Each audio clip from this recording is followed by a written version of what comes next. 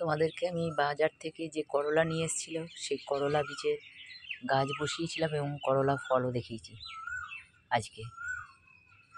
সেই করলা বীজের থেকে আবার আমি আজকে করলা বীজ রোপণ করছি।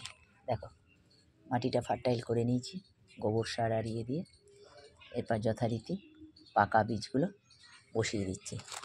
এর থেকেই করলা বীজের থেকেই গাছ বেরোবে এবং সেই গাছের থেকেই ফল বেরোবে। দেখতে পাচ্ছ বন্ধুরা, আমি ঠিক এরমভাবেই রোপণটা করি প্রতিটি গাছ।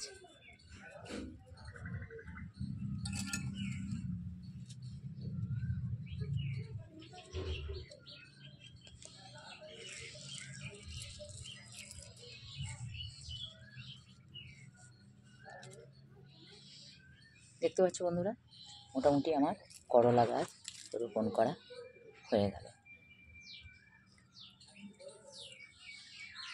রাখছি বন্ধুরা, ভালো থাকো।